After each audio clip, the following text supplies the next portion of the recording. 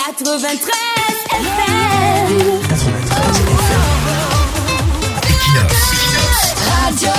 Bonjour, que vaut la vie humaine aux yeux de nos gens? Que vaut la dignité humaine aux yeux de nos gens?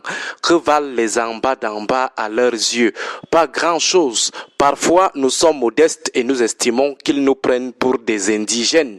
Après, nous réalisons qu'ils nous prennent plutôt pour des bêtes de somme. Mais avec l'évolution des droits dans le monde, on se dit que les animaux ont parfois des droits qui sont respectés. Du coup, on préfère dire que nos gens nous considèrent comme de simples machins, des machins qui n'existent pas à leurs yeux.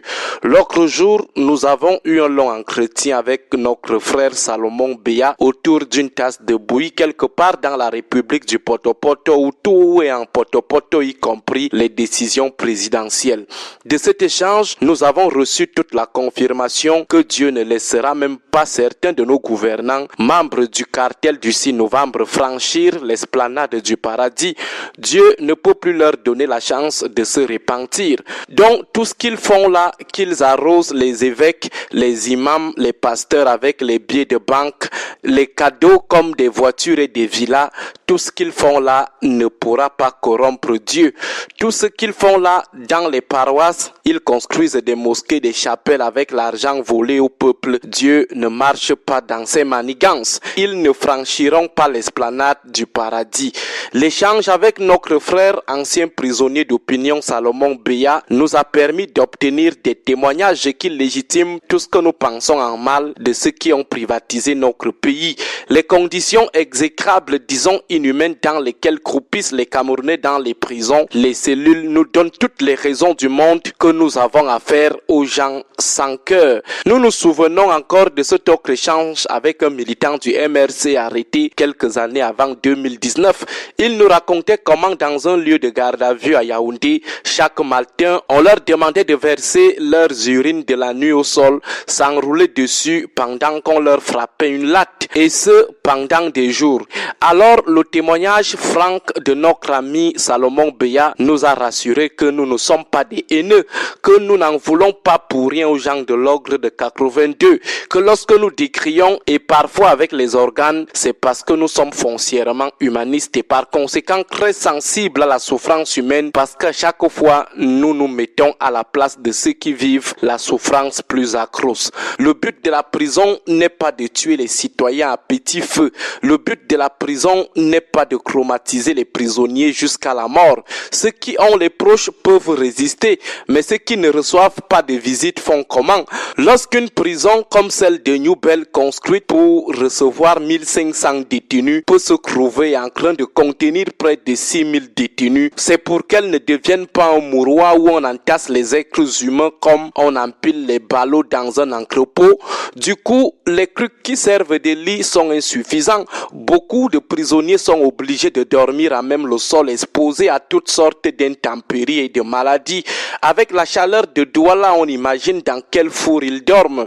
Les gens sont entassés dans des locaux, près de 6000 personnes pour un local construit pour contenir seulement 1500.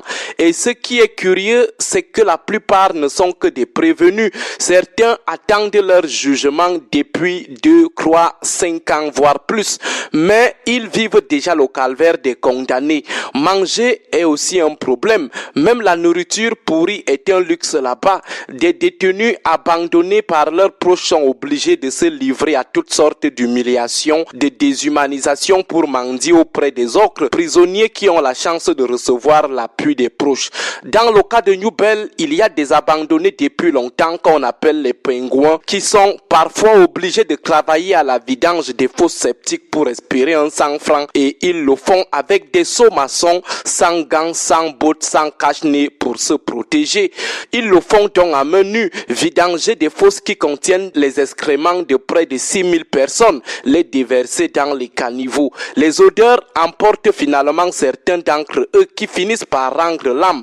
Donc, il n'y a pas un service de vidange qui est prévu, pas d'infirmerie adéquate pour la prise en charge, pas de personnel conséquent en quantité et en qualité, pas de matériel en quantité et en qualité. Curieux pour un lieu où les gens sont très exposés aux maladies, choléra, infections pulmonaires. Et cette situation met aussi en danger les gardiens de prison et les magistrats parce qu'ils sont permanemment au contact de ces prisonniers. Construire de nouvelles prisons pour désengorger celles existantes, ce n'est pas le problème des prévaricateurs du 6 novembre.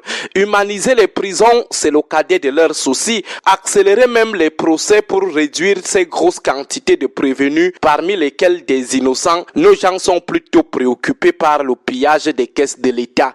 Ailleurs, les prisons sont des antichambres de la réinsertion sociale et socio-professionnelle. Les prisonniers sont mis dans des conditions de formation et de production. Ils font des petits métiers, l'agriculture dans des cadres de détention viabilisés. Ils sont quasi autonomes et ressortent de la prison étant utiles à la société. Mais chez nous, ce sont plutôt des mouroirs, des antichambres de la mort. Et dès que les défenseurs des droits de l'homme essayent de dénoncer, on les pourchasse, on les persécute sous le prétexte qu'ils veulent gâter l'image du Cameroun, qu'ils veulent pactiser avec les étrangers pour déstabiliser le Cameroun. De toutes les façons, beaucoup de nos barons ne verront même pas l'esplanade du paradis. Bon début de week-end à tous. 93